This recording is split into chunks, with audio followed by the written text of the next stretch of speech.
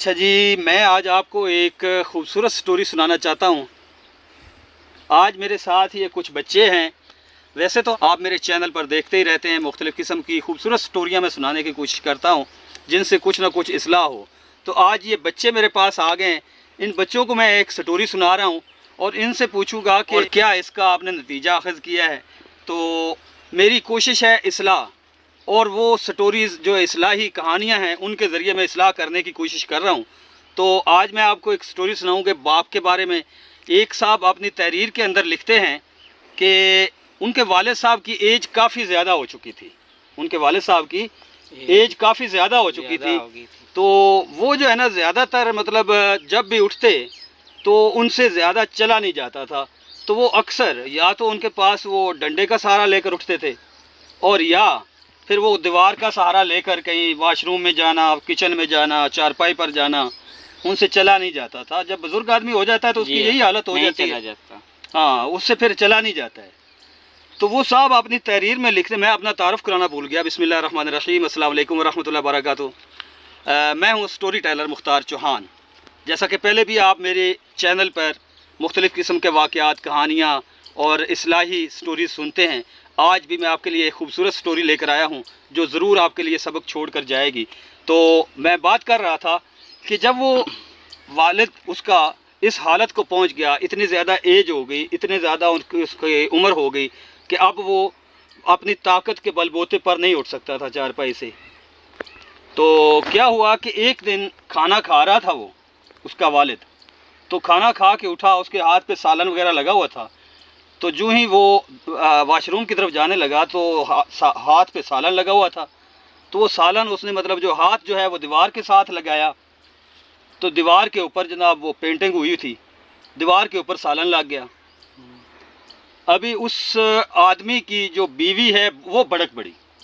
उसने फ़ौरन कहना शुरू कर दिया कि ये देखें कितनी दीवार ख़राब हो गई है, आपके बाप ने तो हमारा जीना हराम कर दिया है, आपके बाप ने तो हमें मतलब जलील करके रख दिया है, ये देखें सारी पेंटिंग ख़राब हो गई, सारी दीवार ख़राब हो गई। समझ आ रही है आपको मैं क्या कह रहा हूँ? मैं क्या कह रहा हूँ, मतलब वो जब सालन उसके हाथ पे लगा हुआ था तो वो सालन लग गया दीवार के साथ। तो उसकी बीवी जो है वो लड़ना शुरू हो गई कि ये अपने बाप को समझा लो, आपके बाप ने हमें जलील करके दिया हो, ये दीवारें ख़राब कर रहा है, इसको कहीं छोड़ के आओ या इसको कहीं निकालो इस घर से, ये तो हमारा पूरा घर ख़राब कर देगा, ये तो पूरी पेंटिंग ख़राब कर देगा, हमारा घर ख़राब हो जाएगा। तो उस आदमी ने कहा कि मैं अभी इसको किधर छोड़ के आऊँ। वो बेचारा खामोश था, उसके बच्चे जवान थे कि अगर मैं, आपको पता है कि जब एक बीवी के बच्चे बड़े हो जाते हैं तो वो ताकतवर हो जाती है, वो ताकतवर हो जाती हैं क्योंकि वो उसका सहारा हो जाते हैं। हाँ जी, गुड, शाबाश, आपने बहुत ज़बरदस्त बात की है।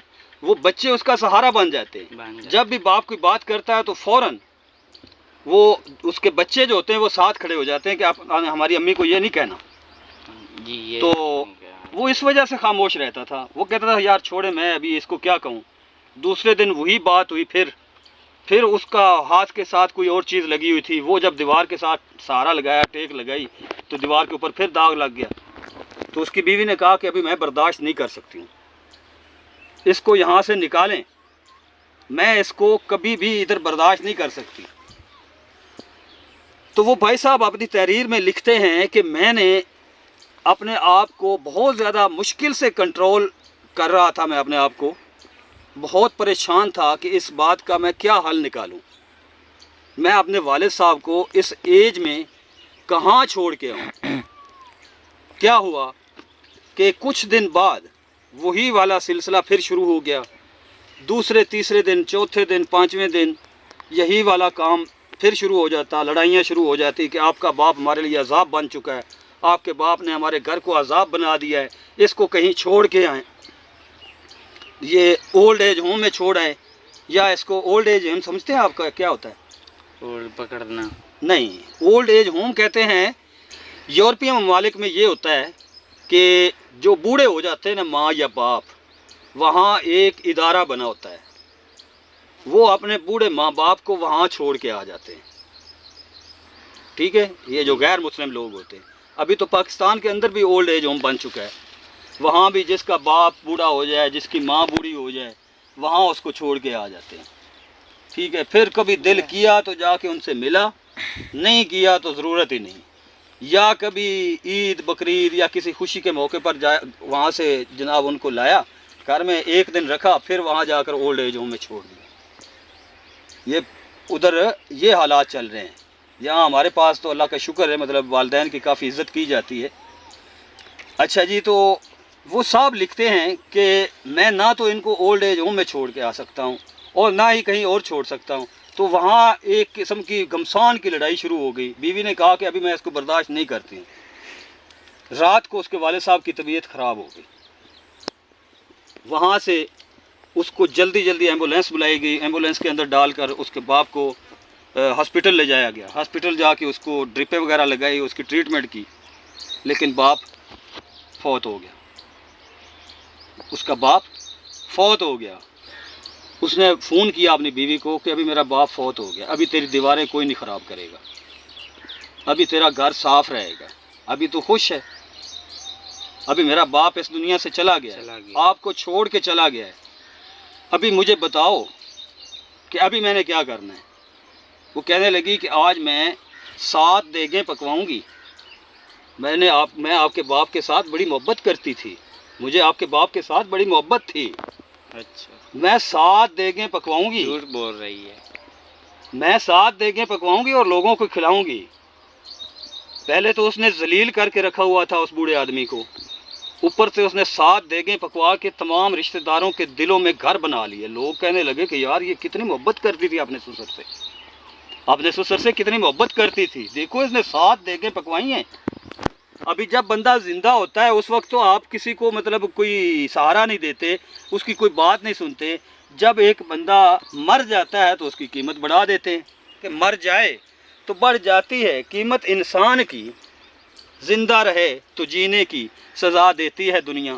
وہ لکھنے والا لکھتا ہے کہ میرا باپ فوت ہو گیا، اس کے بعد ہم نے گھر کو رینوویشن کروانے کے لیے، گھر کی پینٹنگ کروانے کے لیے کچھ کاریگر بلائے، وہ پینٹنگ کرنے لگے۔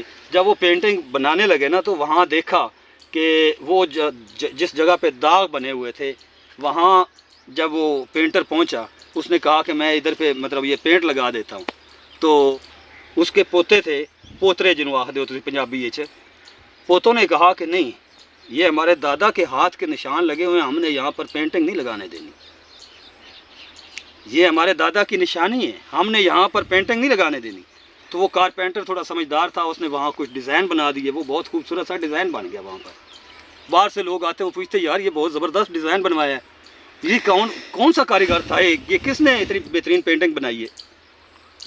تو وہ بتاتے کہ یہ ہمارے دادا جی کا یہاں پر مطلب یہ نشان لگا ہوا ہے، یہ دادا جی کی نشانی ہم نے رکھی ہوئی ہے۔ اچھا جی، تو ابھی وہ صاحب لکھتے ہیں کہ اب میں بوڑھا ہو گیا ہوں، اب میں بوڑھا ہو گیا ہوں، تو میں ایک دفعہ اٹھا، مجھے محسوس ہوا کہ میں گرنے لگا ہوں، میں نے فوراً دیوار کے ساتھ ٹیک لگائی، تو میری ایک پوتی بھاگ کے آئی، فوراً کندھا کر کے میرے آگے کھڑی ہوگی کہ دادا جی ادھر ہاتھ رکھ لیں۔ پکڑ لیا اس نے پکڑ لیا، ایک سائیڈ سے میرا ایک جو پوتا بھاگ کے آیا، دادا جی ادھر ہاتھ رکھ لیں۔ کہتا ہے کہ جی میں اس وقت رونے لگا کہ کاش میں بھی اپنے باپ کے ساتھ ایسا کر سکتا، کاش میں بھی اپنے باپ کے ساتھ ایسا کر سکتا۔ آج میرے پوتے جو ہیں وہ بھاگ کے آ رہے ہیں، پوتیاں بھاگ کے آ رہی ہیں، لیکن میں آپ کے باپ کے ساتھ کچھ نہیں کر سکتا۔ میں نے اپنے باپ کو بہت ذلیل ہوتے ہوئے اس گھر کے اندر دیکھا ہے، اسی لیے اس کے ساتھ یہ ہوا ہے۔ ہاں جی، تو ابھی یہ بتائیں مجھے کہ آپ نے اس کہانی سے کیا سیکھا ہے؟ یہ سیکھا کہ والدین کی عزت کیسے کرنی ہوتی ہے۔ تھوڑا اونچا بول کے بتائیں۔ آپ نے کہی ہے کہ والدین کی عزت کیسے کی جاتی ہے، ہاں جی، اور یہ بھی نصیحت ہے آپ ہمیں کر رہے ہیں، یہ اچھی بات ہے، والدین کی عزت کرنا چاہیے۔ ہاں جی، یہ بات ہے کہ اگر آپ جو ہے کسی کے ساتھ ایسا کرتے ہیں ویسا تو آپ کی اولاد نے آپ کے ساتھ کرنا ہے۔ کیسے؟ اگر آپ اپنی اولاد کے ساتھ ایسا جیسا کچھ بھرو کرتے گے ہیں، جیسا کرو گے ویسا بھرو گے۔ اگر آپ اپنے والدین کے ساتھ جو کچھ کر رہے ہیں وہ کل آپ کی بچوں نے آپ کے ساتھ کرنا ہے۔ بچوں نے کرنا ہے۔ تو اسی لیے کہتے ہیں ہم بھی بڑے ہونا ہے، بوڑھے ہونا ہے ہم بہت زبردست، بہت اور زبردست۔ تو بوڑھے بیٹا ہونا ہے آپ نے تو کچھ انہوں سیکھا؟ بھی، جی ہمیں بھی اس کہانی کا اثر ہوا ہے؟ جی آپ نے باپ کی بھی فکر کرنی ہے، اپنی ماں کی بھی فکر کرنی ہے، جی۔ ٹھیک ہے؟ تو یہاں پر میں ابھی اپنی سٹوری کا اختتام کرتا ہوں اس خوبصورت شعر کے ساتھ۔ اجازت چاہتا ہوں کہ ازل سے ہے مکافات عمل کا سلسلہ قائم، رلایا جس نے اوروں کو وہ خود بھی چشمے تر ہوگا۔ یہاں پر ہی مختار چوہان کو دیں اجازت۔ بہت شکریہ، اللہ حافظ۔